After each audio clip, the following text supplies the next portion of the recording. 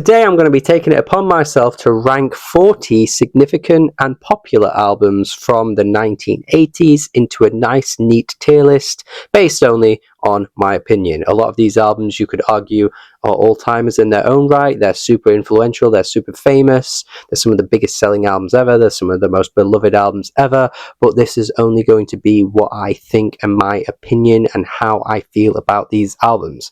I wasn't even born in the 80s. I wasn't even around to live through these albums. So yes, you're getting a different perspective, perhaps, compared to somebody who might have been there for when these albums came out.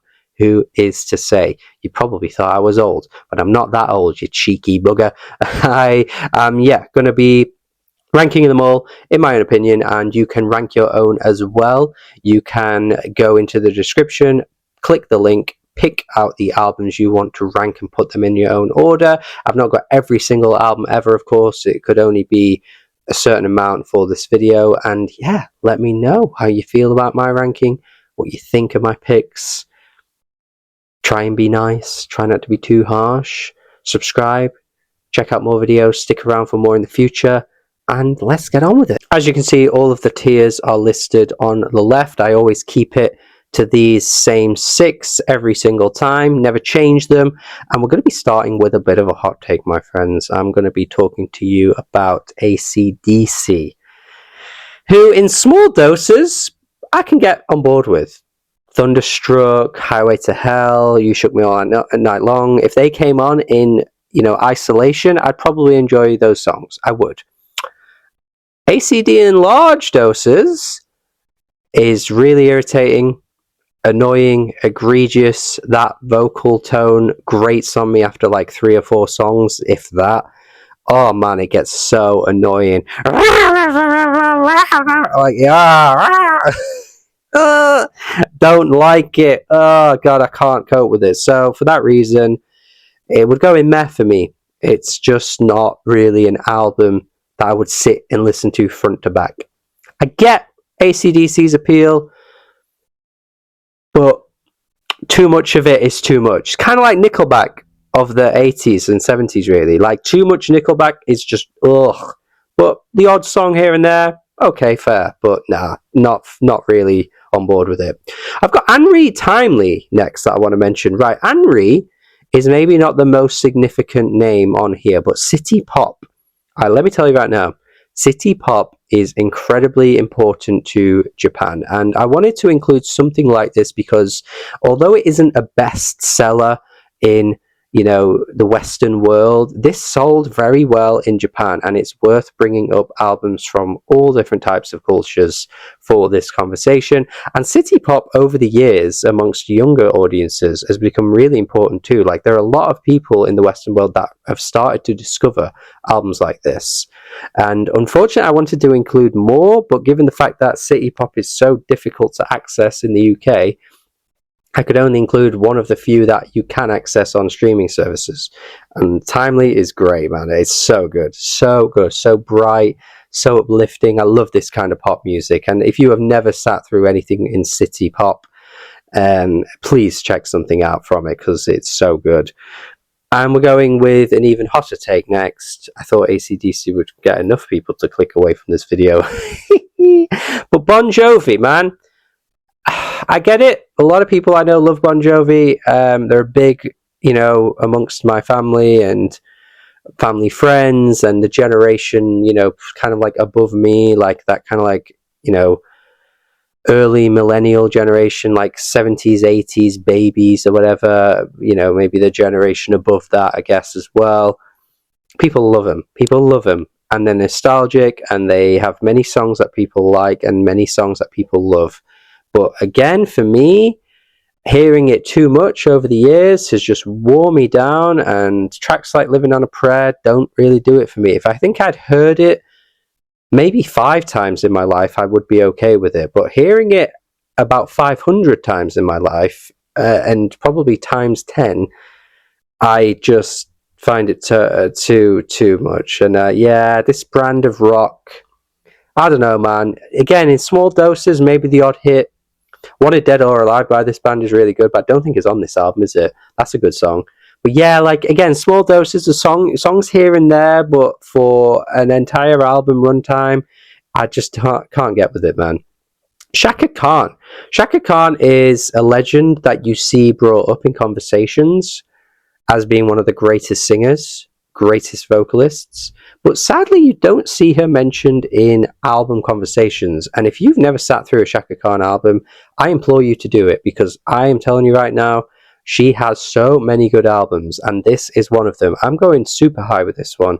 I love this album. You will discover the music sounds better with You sample that lives on this album. A bit of a nice Easter egg there, I think, too. So many uplifting, joyous, funky, soulful jams that are all kind of like still living in the pop world. Yeah, I had to include something by her because she is such a legend, and yet again, I've repeated myself, but the albums aren't in those conversations, and I don't know why. This is excellent. Naughty is a great album too. She is an albums artist, and there is a great singer, an all-time singer, that is on this tier list I'm going to talk about a little bit later on, that I think gets the praise she should get. Because they're both amazing singers, but one of them is really good at crafting albums, and the other I don't think is that good at crafting an album. We won't say too much yet. I don't want to spoil it, and I don't want to get too much under the heat, because I have caused a little bit of a problem already here. The Cure Disintegration is a very significant album, and definitely their most beloved out of all their discography. So I included that one. Personally, I think I put Head on the Door, but this is still very good. And honestly, I think I need to sit through it again, because it is very long, it's very meandering, it tests your patience, it's got some really heavy lyricism, and I think it's beautifully written. But yeah, I think that length does kind of put me off from sitting through it on a regular basis, and I think I need to go back to it just to be sure. But it's still very good, and The Cure are an amazing band. I could honestly argue putting it there, but I'll be, safe with it for now and put it in that one. I also think She's So Unusual by Cyndi Lauper is very good, very different type of album, but very kind of bright and sunny teen type pop.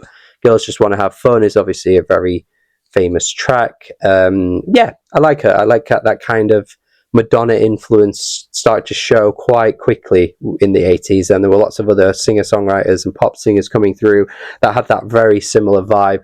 And yeah, we're doing it pretty well, and Cyndi is definitely worthy of the praise that she gets. David Bowie, Let's Dance. Yeah, I'm happy to put it in there. Very good. Sometimes I do think I like this album a little bit more than I do, because there's just so many great songs on there. The title track obviously is great. Modern Love, one of his best ever songs. And again, kind of could argue putting it higher, but I will keep to the safe placement of very good for now. Modern Love is so good though. What a song that is, man. No, it's so good.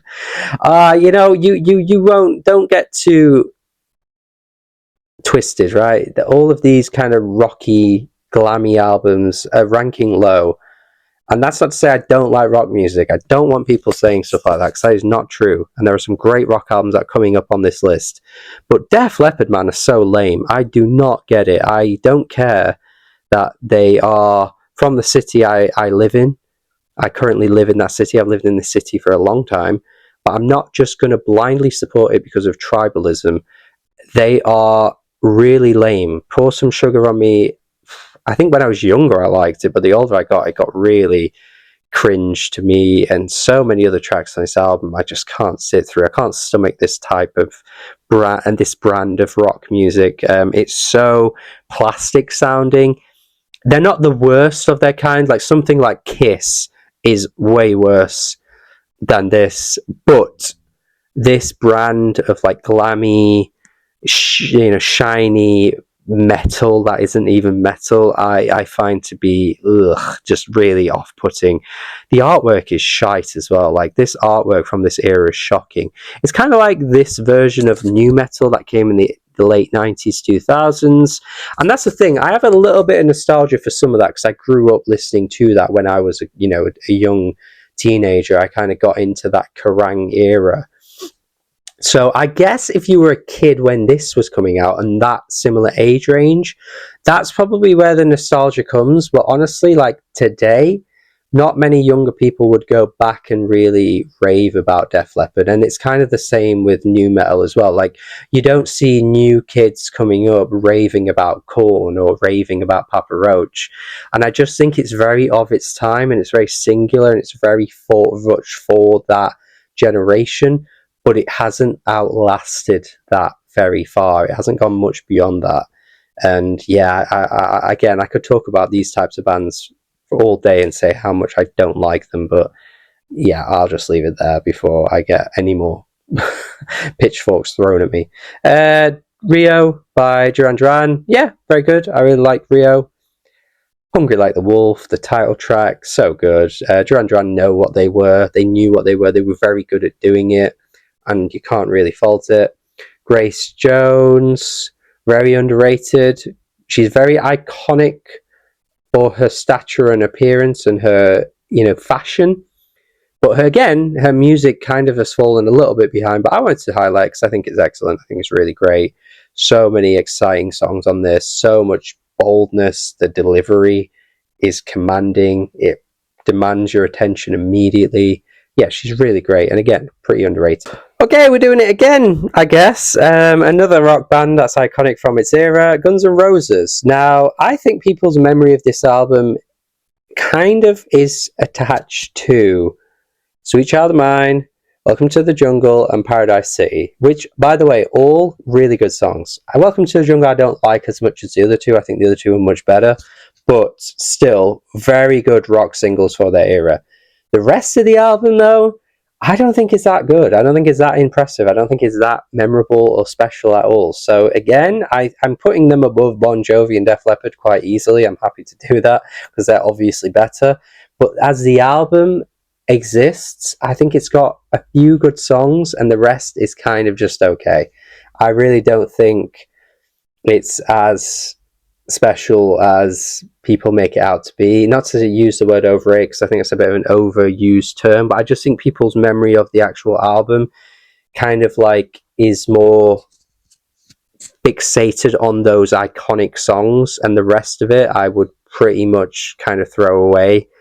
I think actually the rhythm section, like the drum and bass, is a bit underrated in this band because everybody talks about Slash, and he's good. He's a bit flashy, I think, sometimes, but I actually think the drum and the bass kind of intertwine nicely that people don't really talk about. And again, vocally, Axl can get a bit irritating too with too much of him. It's not their worst album, though. They've got some shocking albums later on in the discography that would rank very low.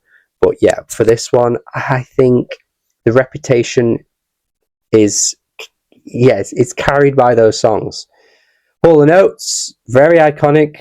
People don't talk about them much nowadays, but I think they are pretty damn good. I think they are very underrated. I think, yeah, I Can't Go For That, all-time a pop song, man.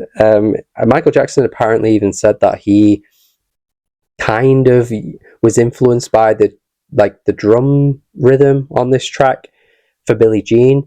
Listen to that song and then listen to them two songs back to back. You'll hear it. I definitely think there is some influence there. But yeah, overall, very good band. Now we're getting on to the good stuff for the rock music. Thank God my reputation will be recovered now because Iron Maiden are damn good, man. They're damn good. Iron Maiden are a band I probably should listen to more, but Number of the Beast is so, so good. This is more of that raw, rugged, exciting rock that I just am more drawn to. And to be fair, the reputation of this kind of era, of that kind of thrashier metal, has definitely outlasted this kind of, clammier side of rock, which, I mean, I guess, AC/DC don't fit into that. But Def Leppard and Bon Jovi certainly more so do. And yeah, I think for sure, again, maybe if I lived in that time, I would appreciate that a little bit more. But outside of that time, I think younger people and newer generations have more respect for bands like Iron Maiden, and for good reason as well. Janet Jackson, I think she's got some excellent albums, but I don't think Rhythm Nation is that good. I think it sounds very dated. It sounds very of its time. And the title track, I think, is great, but I don't know if the rest of it really holds up. Maybe you'd need to go back to it to make sure, but yeah, I think for me, for now, it's kind of okay. Yeah. Kate Bush, talked about this many times, kind of going to just speed past her a little bit here because obviously she's an all-timer. Probably not even my favourite Kate Bush album. I've done a ranking of her discography before, which you should check out. I've done a top 10 songs for her as well. I'm a big Kate Bush fan. She's a blueprint for many that came after her. So many artists, even today, I don't think would be the way they are or sound how they do if it weren't for Kate. And it was great to see that she got the respect that she deserves through the Stranger Things soundtrack. Really cool that that happened for her, because up until that point, we were kind of leaving her behind a little bit. I think people that knew her well weren't doing that, but I think history was kind of forgetting how good she was.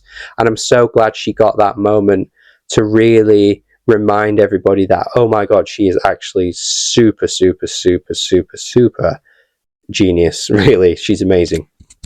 Kylie Minogue. I've talked a lot about her on this channel. I've always kind of had a bit of a soft spot for her. I always praise her. I don't think many other music reviewers have that same appreciation for her, but she's very much a staple of British culture, and I think that might be why I am a bit more attached to her than maybe American or Canadian music reviewers that talk on YouTube, because she's not as big over in those countries. And while she is Australian, she feels like a British icon more so than anywhere else.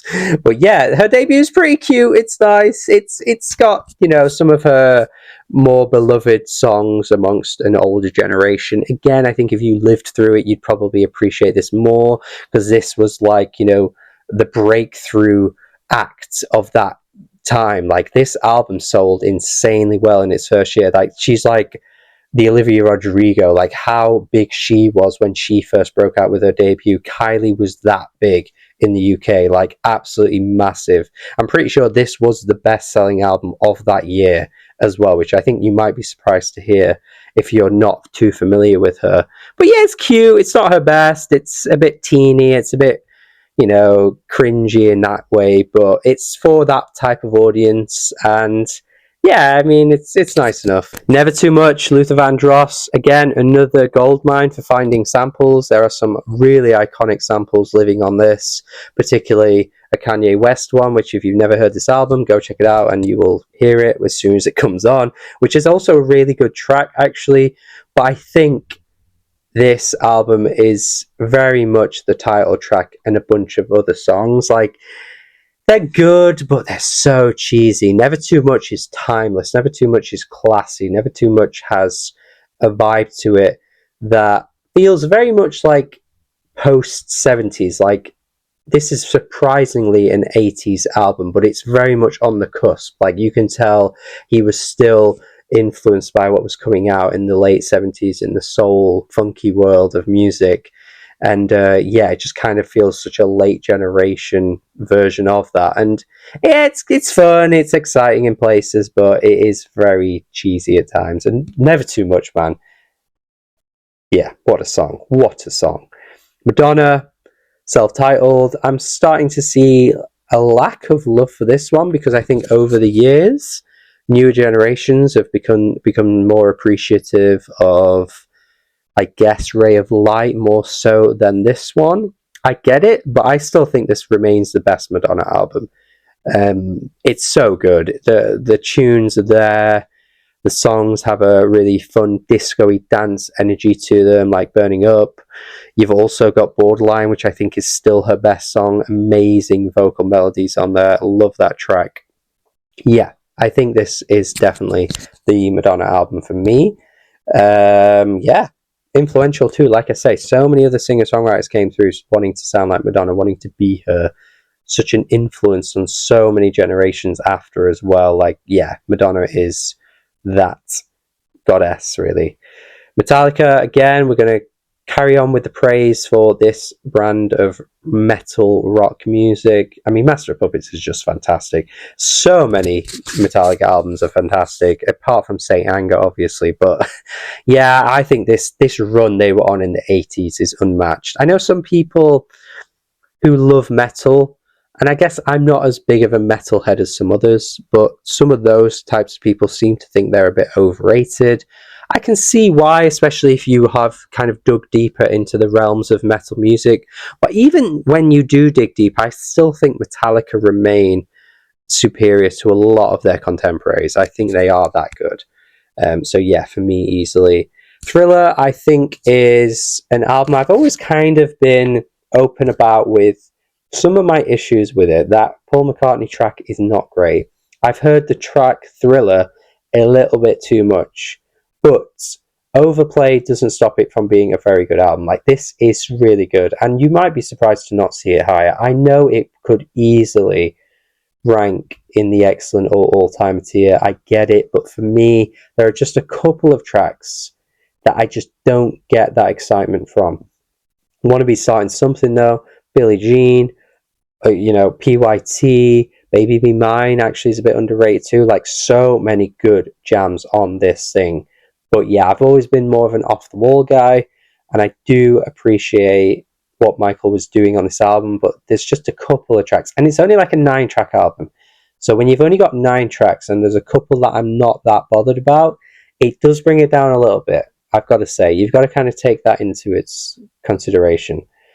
New Order, yeah, I feel like I don't love New Order as much as other people do. I like the jangliness on this album. I like some of the tunes, but yeah, I don't love them, honestly. I think they're good, but yeah, I don't know what it is. They're just not, they don't wow me as much as they seem to for other people.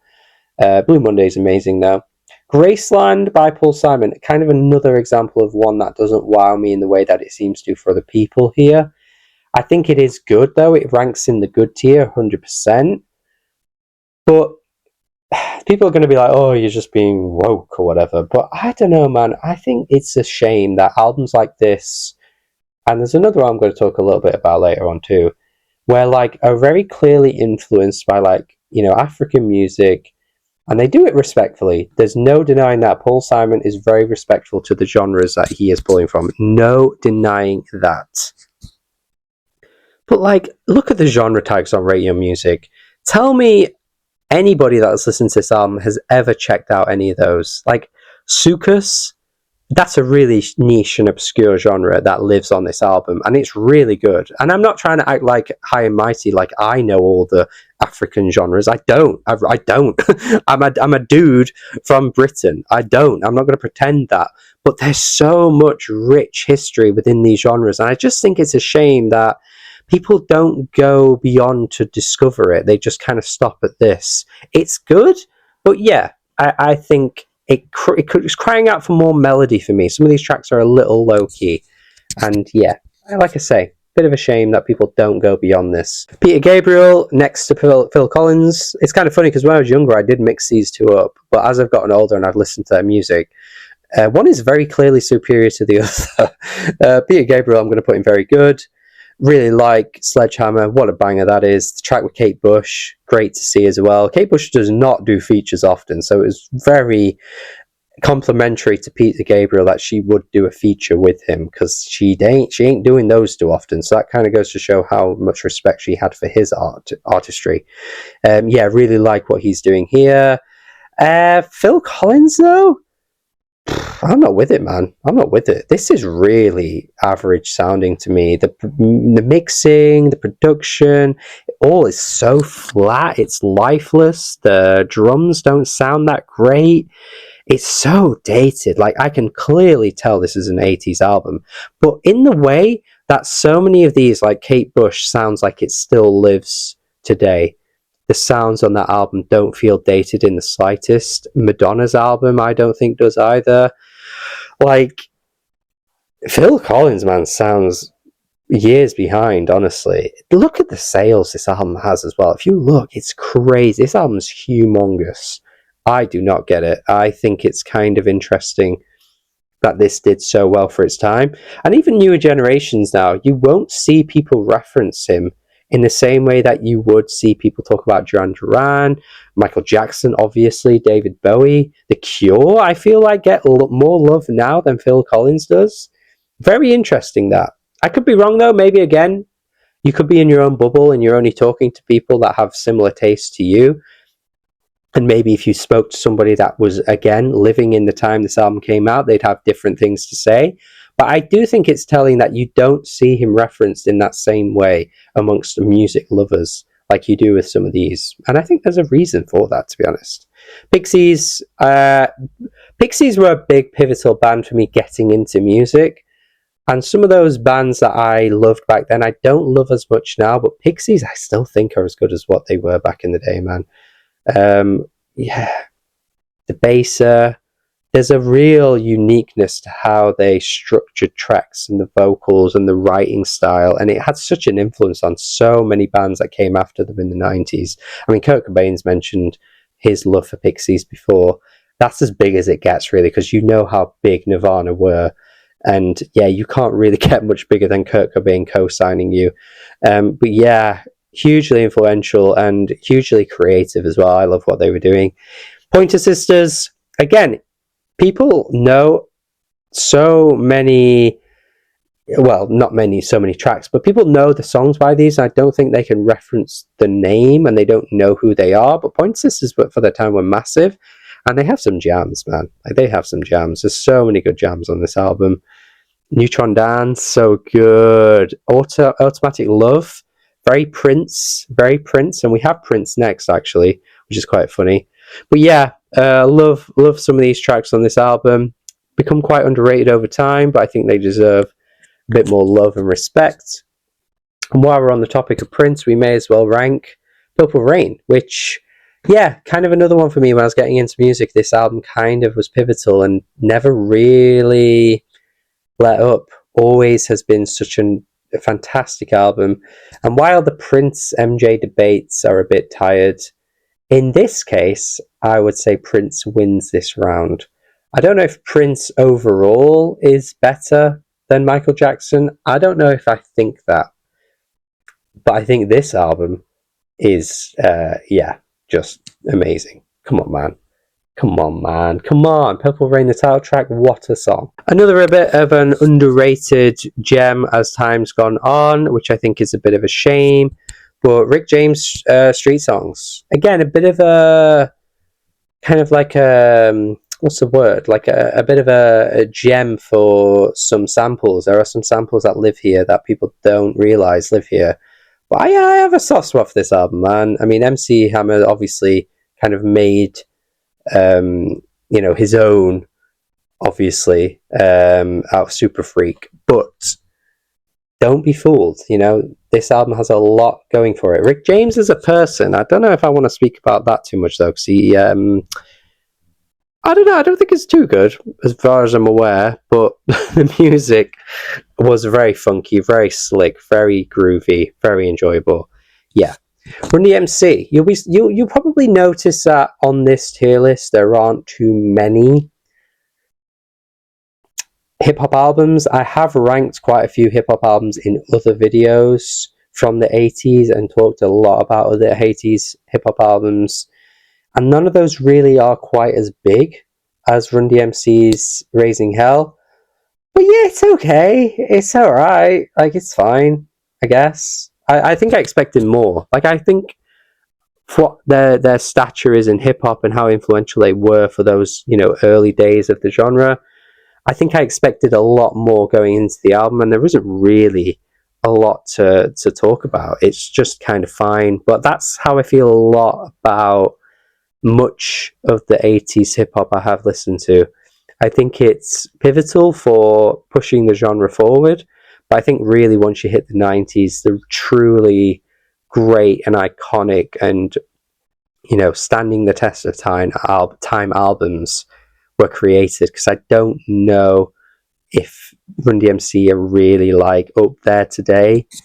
But yeah, too much has happened. The genre's changed probably more than any other genre in such a short period of time. Like, it's insane how quick it grew, and it just pushes some of these albums back a little bit because they just don't sound as exciting as what hip-hop became to me. Sade, Promise, some amazing tracks on this. Is It a Crime? Yeah, I think it's good. I think I want to like Sade more than I do. I think Love Deluxe is really good, but yeah, I don't know. I want to love it more. And it's interesting, actually, because I think if you look at the sales of Sade's work, you might be surprised at how well they sold for their time. they sold crazy numbers. And I feel like it started to hit a point, early 2010s, where like you didn't really see Sade reference that much, but I think Gen Z have revived it a little bit. People amongst the Gen Z audience adore Sade.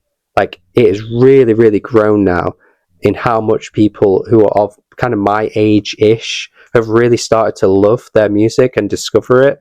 And I think that kind of revived their reputation a little bit more. Like, it gave them a second wind that I don't think was there maybe 10 years ago. But recently, I see a lot of love for Sade, which is really cool. But yeah, very much standing the test of time artist here, because a completely new generation has started to fall in love with what they were doing. I guess Siouxsie and the Banshees is a little bit of a stretch in terms of like popularity, but I don't know. I think they represent a really cool brand of rock that isn't really represented much else. I guess The Cure are close to that, but I love Siouxsie and the Banshees, man. I think they're great. This is a fantastic album. Spandau Ballet. Now, another kind of act that you might not see referenced as much now, because at the time they were mega. Like, they were mega. One of the biggest selling acts of the 80s, particularly in the UK for sure. But yeah, like, man, they sold crazy numbers. If you look at the top 10 of each year of the 80s, they're probably going to pop up a bunch of times. Also, the Now That's What I Call Music albums are flooded in the top 10 for loads of the years in the 80s. It's kind of funny, actually, how you see like people talk about streaming and how that's ruined the way we consume albums, and people aren't listening to albums anymore. That kind of stuff gets said. But the minute the Now albums came through, like, they occupy most of the spots in the top 10 best-selling albums of each of the years of the 80s. The first ever one was 1983, and from then on, every year has like 3 or 4 in the top 10. It's kind of funny, really. So it just kind of goes to show that the minute we had the opportunity to not just listen to an album the whole way through, and we could listen to our favorite tracks from artists that we might not absolutely love, and we just like that song, people jumped on that shit, man. The people jumped on it. But anyway, going back to Spandau Ballet, they did crazy numbers. And you know what? While I have only just listened to this album, it's the most recent album I've listened to on this list for the first time. It's very good. I mean, the vocals are fantastic. The synth pop epicness comes through. Some of the tracks are really like produced so well. The track Gold is still great. Yeah, kind of have a bit of a surprise with this one. Listening to it, I wasn't expecting to really like it, but I was very impressed. In fact, I might put it a bit higher. But yeah, Stone Roses, yeah, the very goods are kind of being flooded here, but I have to say this first Stone Roses album is in fact very good. So many gems living on this. Feels like the sound of what's to come a little bit, particularly with like British rock music that became massive in the 90s with Blur and Oasis. Stone Roses did a really good job of paving the way for that sound to really become what it was. Yeah, really good stuff on here. That album cover is shocking though. Looks like a friggin' EastEnders background or some shit. It's awful, that cover. You can't even read the writing. The lemons are just scattered. Terrible album cover for such an iconic album as well. It's shocking. Talking Heads talked about this album quite a bit.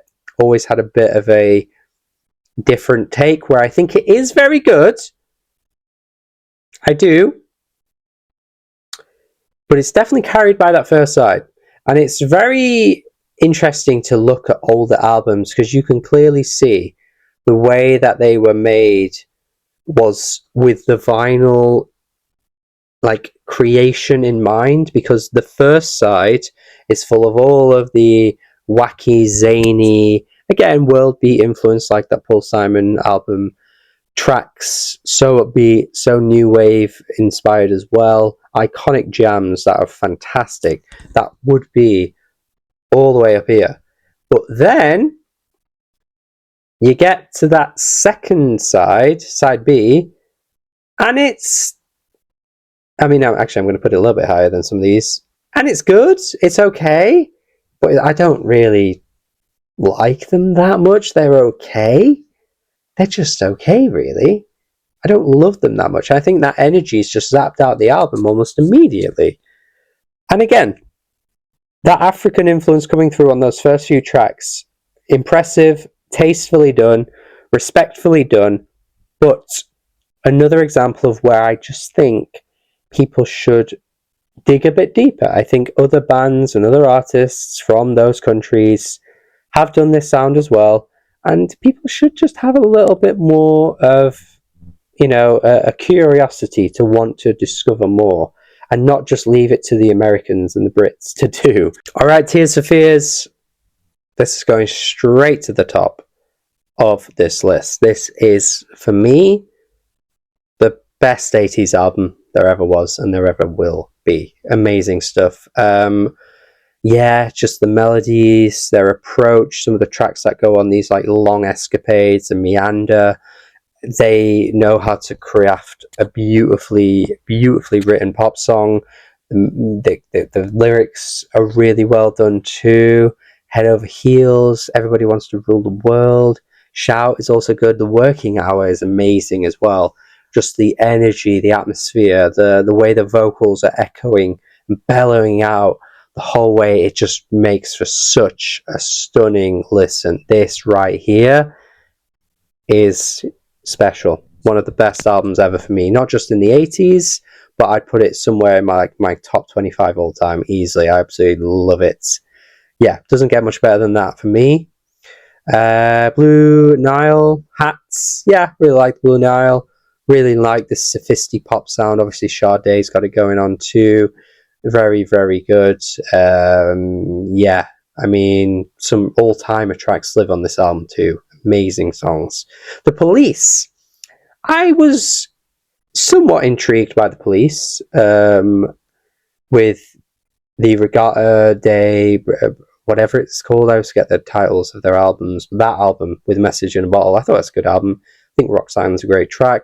Like, I was somewhat interested in The Police, right? But this album, Synchronicity, I mean, talk about one song carrying an album, because the rest of this album doesn't have really any recognizable hits, to at least my ears anyway. I didn't pick up any tracks. And honestly, the genre shifts and stuff, it's kind of all over the place. It doesn't really stick to one sound. It's a bit of a messy album. Mother is a bit of an odd song too. I'm not quite sure what's going on there.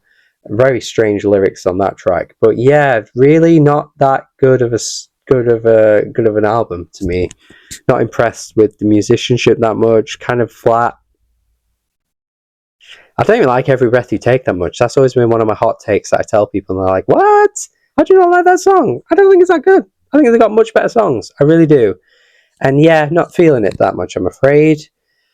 The Smiths, the Smiths are okay. Another band that gets a lot of love that I don't really absolutely adore. I think the odd song here and there, I think is great. But yeah, I'm just not, don't know, man. Don't know. They don't impress me or wow me as much as I want them to. I mean, there is a lot that'll never go out. That's a great track. But yeah, again, that kind of jangly pop stuff, I think there's lots of indie bands from that era, like Prefab Sprout, that I think do this sound a lot better. But unfortunately, they didn't catch that same attention as the Smiths did, which, I guess is fine. But yeah, I don't know, man. I think other bands did it better. I'm going to go with U2, which I just don't like U2, I'm afraid. I don't like U2. Just never really got it. I think this like overwrought earnestness can be a bit overly done. I feel like their sound and their vibe should appeal to me, because there are lots of that kind of music that feels like big and epic that I do really have a soft spot for, but there's just something about U2 that never really clicked with me. And then winning the Grammy in the 2000s was so weird too. There were much better albums that year, but yeah, that kind of like acclaim that's attached to them, that reputation, doesn't really live up to me. I know they're a big band that have stood the test of time for a lot of people, so it's not like I'm saying, like Phil Collins, who doesn't really get talked about now. You two still get that conversation. They're just a band that don't really click with me. And finally, with my closing hot take, I guess you could say, is Whitney Houston. Now, you heard me say earlier about Chaka Khan being that special voice that also can craft an amazing song, an amazing album from front to back. Whitney, for me, I don't think had that power in her. I think everything lived in the vocal. And other than that, apart from the odd song like How Will I Know, which is fantastic, Wanna Dance with Somebody, which is on the album after this one, like those tracks are great all-timer pop songs, but the albums themselves, I think when you're digging deeper into it, the writing isn't that special. Again, the melodies aren't really that sticky. Lots of kind of like ballads that are really well done and well performed, but they don't really hit in any particular way.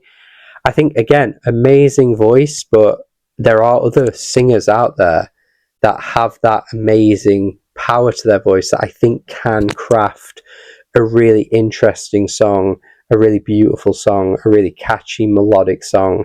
I don't know if Whitney was able to do that very often, to be honest, aside from maybe a handful of songs.